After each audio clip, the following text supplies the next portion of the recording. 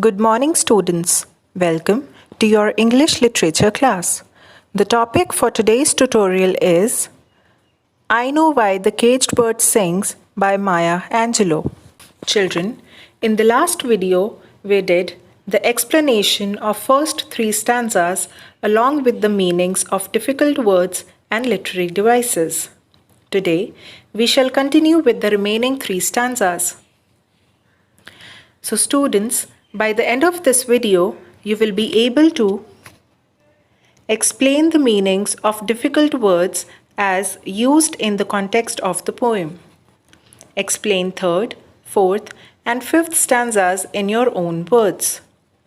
Understand the literary devices used in the last three stanzas of the poem.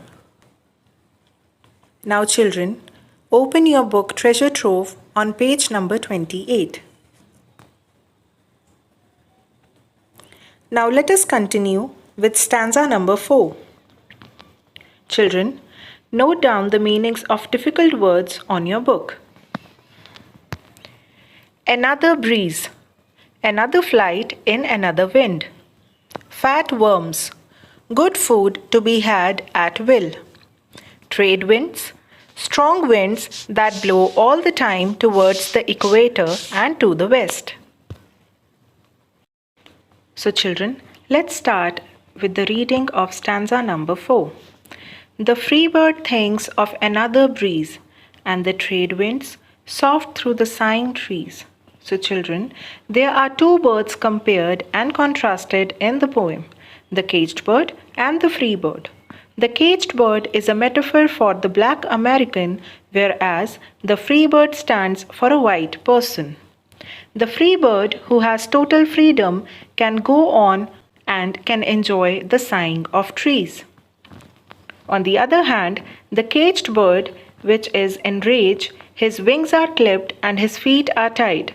His condition is such that he can hardly move and have a glimpse of the beautiful sky. So moving back to the stanza. And the fat worms waiting on a dawn-bright lawn. So children, here the poet mentions the fat worms that are waiting on a lawn at sunrise to be consumed by free bird, which means that the free bird can find his own food very easily. And returning back to the stanza with the last line, and he names the sky his own, it appears as if the bird had named the sky as his own, since there are no other birds in his competition. So children, let's begin with the literary devices used in stanza number 4. Hyperbole. A hyperbole is a literary device wherein the author uses specific words and phrases that exaggerate and overemphasize the basic crux of the statement in order to produce a more noticeable effect. For example, and he names the sky his own. So children, here the poet uses hyperbole to emphasize that the whole sky belongs to the free bird. It suggests that the bird can fly freely in the sky. Next, symbolism. Symbolism is a literary device that uses symbols, be they words, people, marks, locations, or abstract ideas to represent something beyond the literal meaning. For example, trade winds symbolize power. Fat worms symbolize freedom to choose what he wants to eat. Personification. It means attributing human qualities to a non-living thing. For example, the trade winds soft through the sighing trees. Here, children, the trees are said to be sighing, which is a human attribute. So here, trees are personified. Next, auditory imagery. It creates deep auditory effects on the reader. Auditory imagery is produced when the poet refers to the trees sighing. Children, here the word trees sighing appeals to our sense of hearing. Next is alliteration.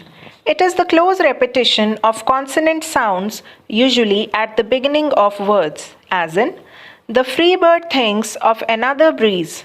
Here, the sound of B is repeated in words bird and breeze. So here, alliteration is used.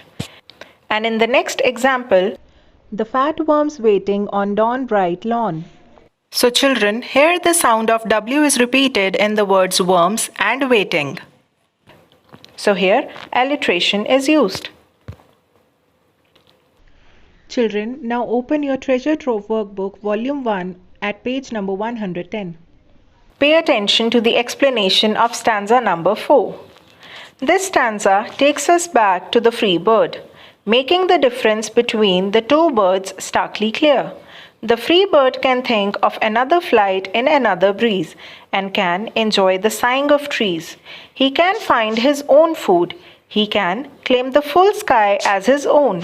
On the other hand, it is obvious that the encaged bird has no such freedom or right.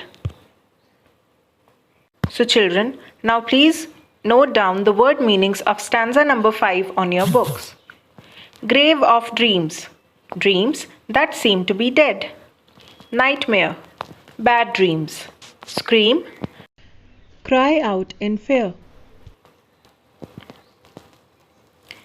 So children, let's start reading stanza number 5. But a caged bird stands on the grave of dreams. So children, here the bird in its cage is helpless.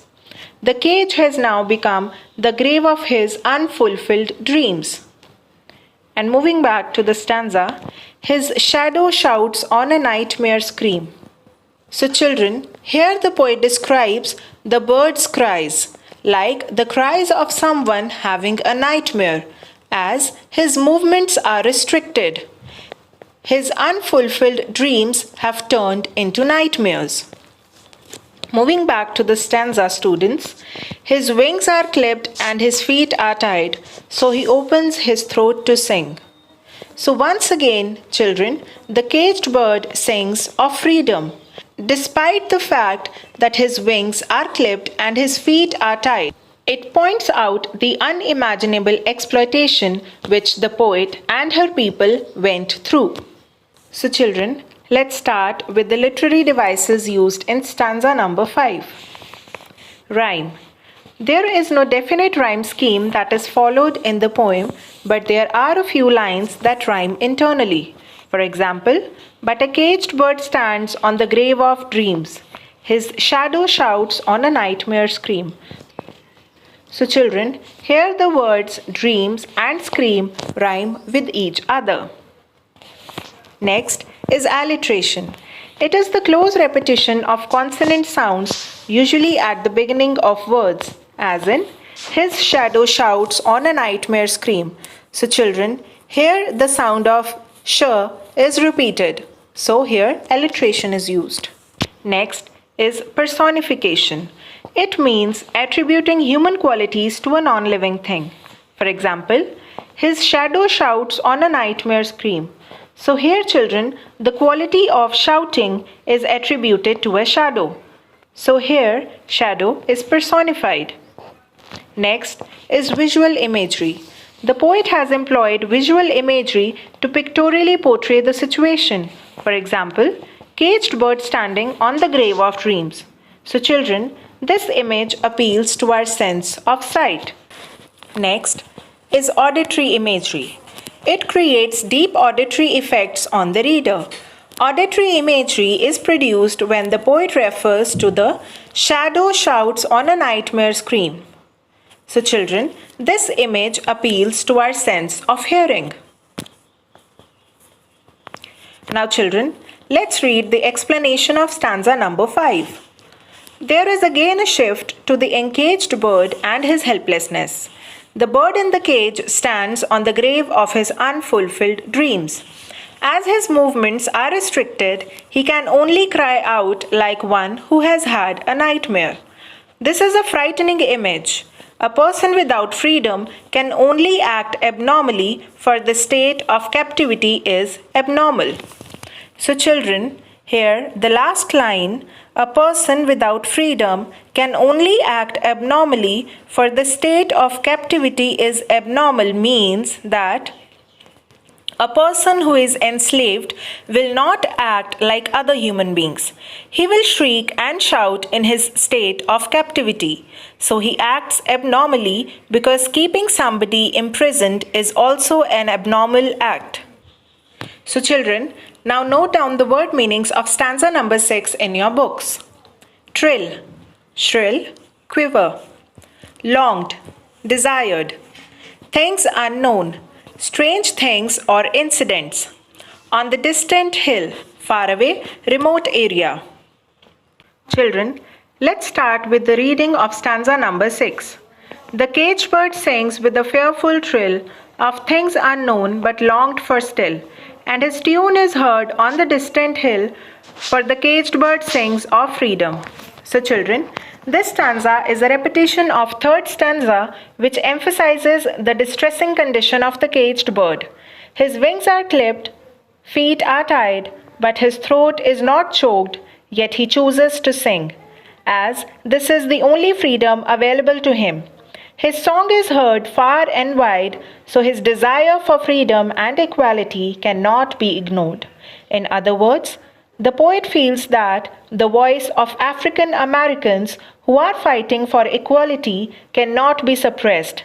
They will continue to struggle for freedom as it is their birthright. So talking about the literary devices used in stanza number 6. Repetition. It is used to put emphasis on a particular idea. For example, the whole 6th stanza is a repetition of the 3rd stanza, which puts stress on the caged bird's song for freedom. Also, the idea of birds' wings being clipped and feet being tied is repeated to heighten the effect of birds' imprisonment. In other words, the poet repeats the entire 3rd stanza to emphasize the pathetic condition of the caged bird. The repetition of the words that indicate that the bird's wings are clipped and his feet are tied emphasize how the bird is suffering in its imprisonment. Now children, we will read the explanation of stanza number 6. This is the repetition of the stanza 3. It emphasizes again that though the encaged bird has never experienced freedom, he still sings of it. His song is heard now far and wide, and his longing for freedom and equality cannot be dismissed as a distant voice. In other words, the poet feels that the voice of the black Americans cannot be suppressed. They are made for freedom, and despite all restrictions and suppressions, they would not relent and continue to struggle for freedom, which is their birthright. So children, here the word relent means to quit. So children, here we come to the end of our today's class. I hope the explanation given to you is understood. Now, it's your homework time. So do the homework given in your SNAP homework. Thank you.